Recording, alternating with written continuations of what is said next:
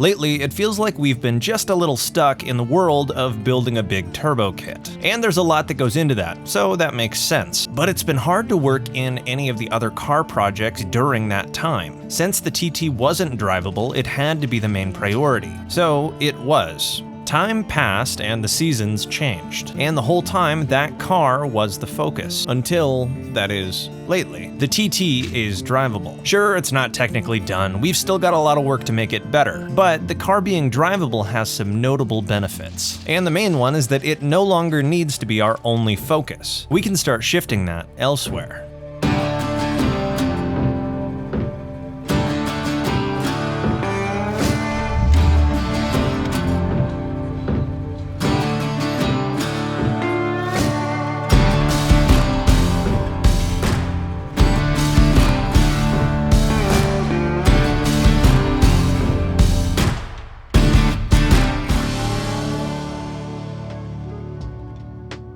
My goal with the E30 was never to build a rocket ship with 1,000 horsepower. Honestly, I think those kind of builds are a little boring nowadays. Everyone does them. My goal with this car was just to make it fun.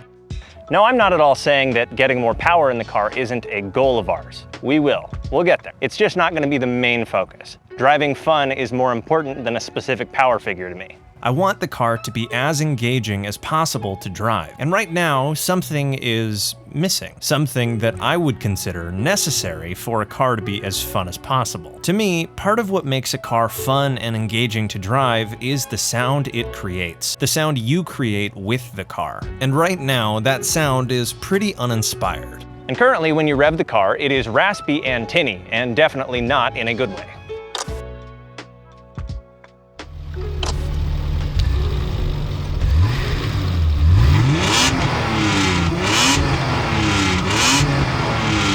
Outside the car, it's decently loud, it's just raspy and metallic. And on the inside, it doesn't really get much better. Currently, you can't really hear much.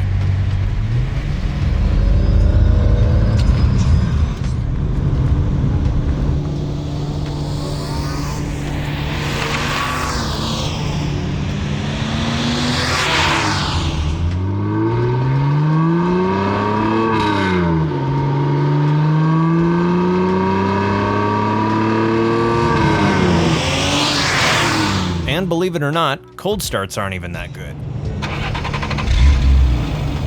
Now let's get one thing straight right off the bat. A loud exhaust does not mean it is a good sounding exhaust. Those are different things, and volume is often just a side effect of a nicer exhaust. That being said, I think we can do better on both fronts.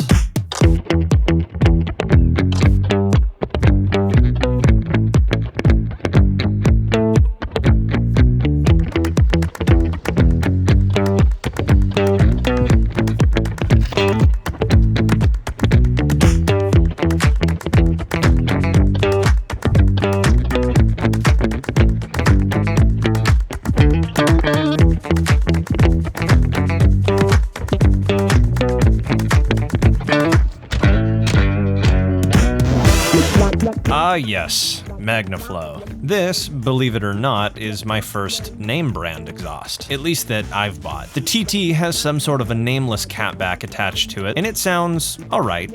The issue though is it's already rusting, and I put it on less than 2 years ago. And the same story goes for the S4. That car came with an excess power exhaust from the previous owner, and while it sounds good, it's already starting to rust too. Pretty disappointing. But it's definitely a problem that we can fix, by buying nicer exhausts for each of the cars, that is. And it's a problem that I'm excited to fix. A nicer exhaust brand usually means it sounds better, it fits better, and it looks better. Plus, it's usually built better so they last a lot longer, unlike what's on there now. First things first, we gotta talk about the exhaust. What is in front of the cats and why we are not touching those today? Today we're installing a catback. Everything from the cat's back. But that probably makes you wonder, why not the other half? I'm not sure if we're going to keep it simple and go with something just like long tube headers, or if we're going to put something slightly more complicated between our exhaust and the engine. And what we choose to go there will depend on what I feel like learning and what you guys want to see. So let me know. Perhaps a turbo is in order. That's a question to answer later though. For now, all of our focus is on the catback itself. And even with just the unboxing, you can tell that it's just a little bit nicer than some nameless eBay exhaust. Worth the price, in other words.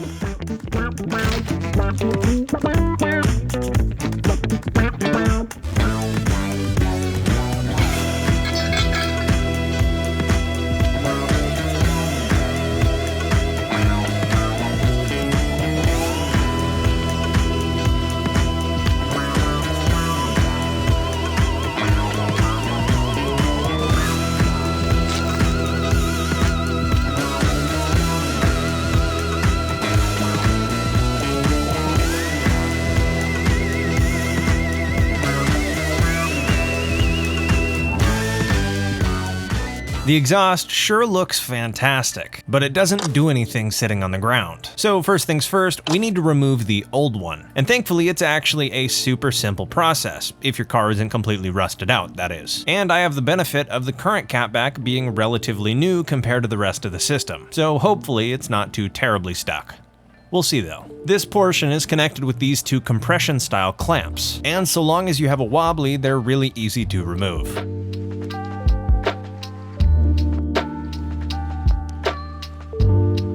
Once both of these are out, we can turn our sights to the back of the car and the muffler itself. And this is held in place with some metal muffler straps. 4 bolts later, and the whole thing slides down. And you might notice that as far as rust goes on this car, these hangers are quite possibly the worst on the entire vehicle. Thankfully though, we no longer have to run them. More on that later though. Speaking of rust, this exhaust is hanging here, which is not good because it's unbolted. Turns out this catback rust welded itself to the rest of the exhaust, so we had to persuade it for a little bit. And my goal here was not to really hit it very hard. I didn't want to break it loose, I simply wanted to loosen it so I could wiggle it out of place. It sure took a while though.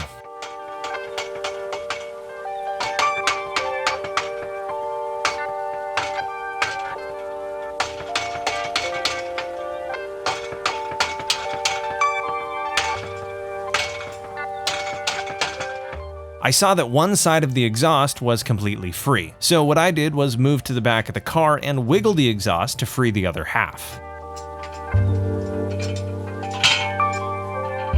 And the first thing I want to do with this exhaust out of the car is compare it with the new one. We gotta make sure it's gonna fit right after all, and there's a lot of differences. For starters, the new one is a full 2.5-inch exhaust, and the muffler is a lot smaller. The pipes definitely aren't, however. The whole exhaust is a much larger diameter, and overall, it's just built nicer, which makes sense given the price. Another thing that's cool about it is we no longer have to use the rusty metal muffler straps that are on the car. We can simply use the rubber exhaust hangers that they're connected to, since the exhaust will hook right into those, getting rid of even more rust on the car in the process. And I absolutely love it when that happens. They are just a little bit of a pain to remove, however.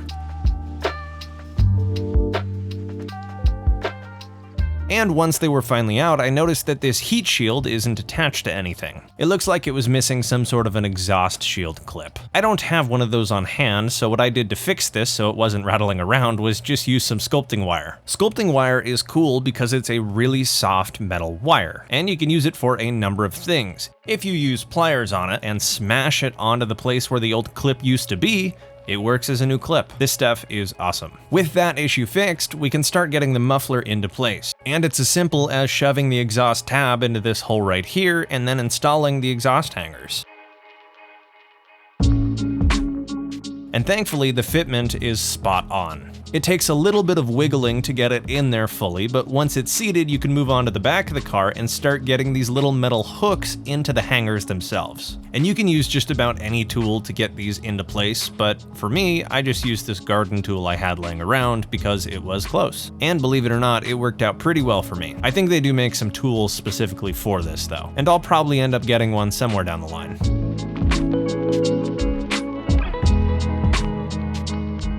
The muffler being on is the first big step towards getting this to work, and a lot of people would probably think that the next step would be to install those two pipes to connect the front half to the back half, but they're forgetting a super important step. With those pipes off, it is an obligation to start the car. You've got to hear what it would sound like straight piped after all.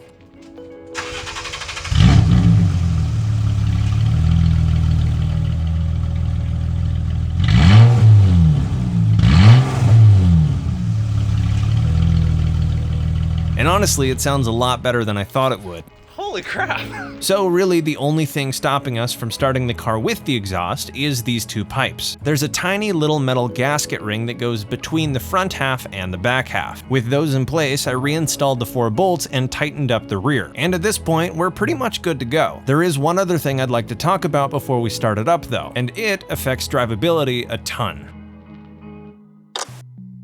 It's fun to mod a car, but it's also fun to fix an issue. This time of year, it's been getting really cold, especially early enough in the morning when it's dark outside. So the answer to that is to just turn on the heater. Well, not quite that simple. The fan should be going right now, but it's not. In fact, it doesn't do anything on speeds 1 through 3. The only time the fan turns on at all is on speed 4. The heater and the AC work just fine. The switch just doesn't seem to do anything.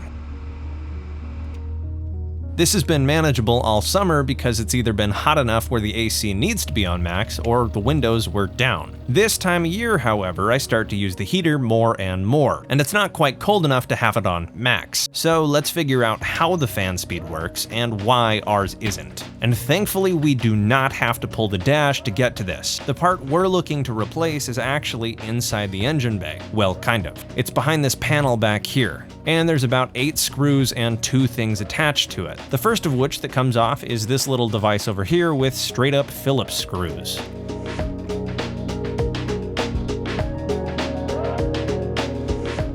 And with it to the side, we can remove the actual bolts that hold the backing plate in place. There are 4 of them, and they're on either side.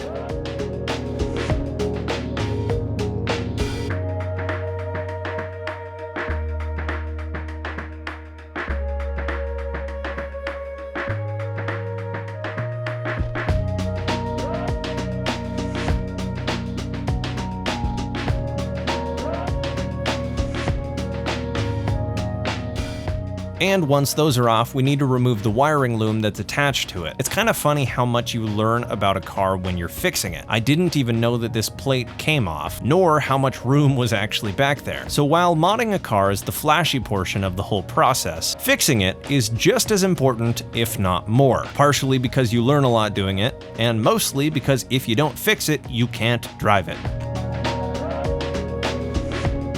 With the wiring loom removed, we can pull the little weatherproofing up and remove the whole backing plate. It slides out the top and you can start to see what we're working with behind it. There's another plastic cover which we can remove with these 2 clips. Beneath this cover, however, is what we really care about: the fan assembly.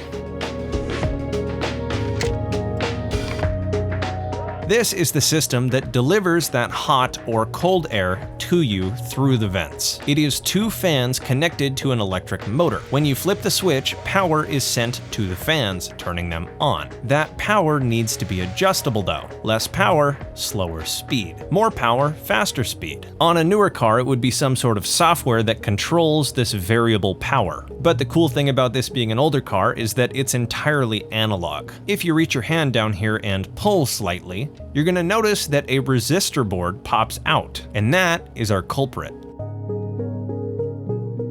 This resistor board is part of the fan circuit. You'll notice that there are 4 different places that it plugs in, and there are 4 fan speeds. Coincidence? I think not. And you can confirm that by flipping it over. Each one of these springs down here is a different resistance, and the same current going through different levels of resistance will change the power and the fan speed, or at least it's supposed to. This is an older mechanical part, and these are known to go out on these cars. Thankfully, new ones aren't that expensive, and you'll notice that it's pretty much exactly the same, which is exactly what we're looking for. We can simply pop it back into place, hop in the car, and test all of the fan speeds right now to make sure that this is actually our issue. If the fans move, we are good to go. I hopped in the car and went through each speed individually. 1, 2, 3, and then 4. You couldn't really hear it in the first few because the fan speed is quite simply too slow, but it looks like this was actually our issue. All 4 of the fan speeds do something now, meaning we're good to button the car up and get back to what we were doing. This, however, is absolutely a fix that was worth our time, especially as the days get colder and colder. And it was at this point where I did something I completely wasn't planning on. I hopped in my car and drove absolutely to the middle of nowhere, out of town actually, to buy something for the E30 that I could only classify as an impulse purchase. But I got a good deal, so it doesn't even matter. It's always fun to make an impulse purchase, especially when it's actually cheap, something you were actively looking for, and just so happens to be a car part. But I think that's a longer story for later. With the AC working and our new exhaust installed, the car is not only better, but a lot more fun to drive. The only real question left is, what does it sound like?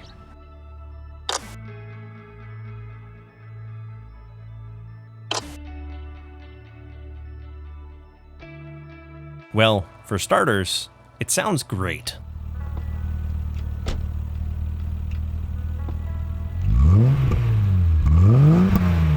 It's more refined and less tinny. More than that, it's got character now.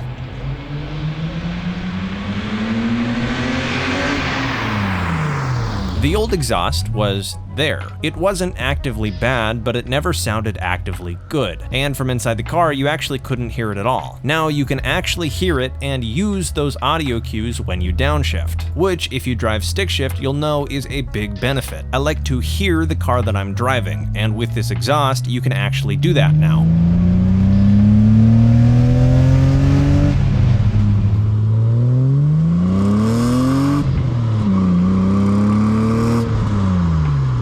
And as you can hear, the best part is that it got rid of that awful tinny, raspy, metallic noise at the high RPMs. The sound is just smooth now. It's intentional. It sounds like the power delivery feels. Oh, that's awesome. As opposed to sounding like an old car's broken exhaust. With the windows closed.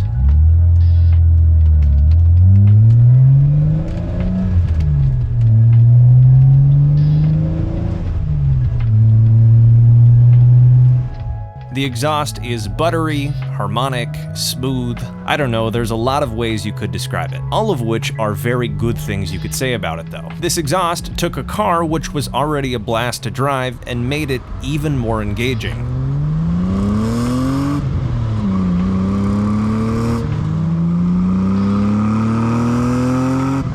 Is this car fast? No. Absolutely not. But it's not about that to me. This car, to me, is about actually driving. The old adage that driving a slow car fast is more fun than driving a fast car slow is absolutely true. And this car, in my mind, is a testament to that. It is absolutely brilliant to drive. This car also has a certain effect to it, which I think is really fun. It has personality, unlike so many modern cars. So much so that random people will just like the car and leave you Polaroids of it. I honestly thought that kind of stuff only happened in movies, but I guess not, and I'm stoked it isn't. The world is so much better off with interesting things, stories, and people in it, so let's keep it that way.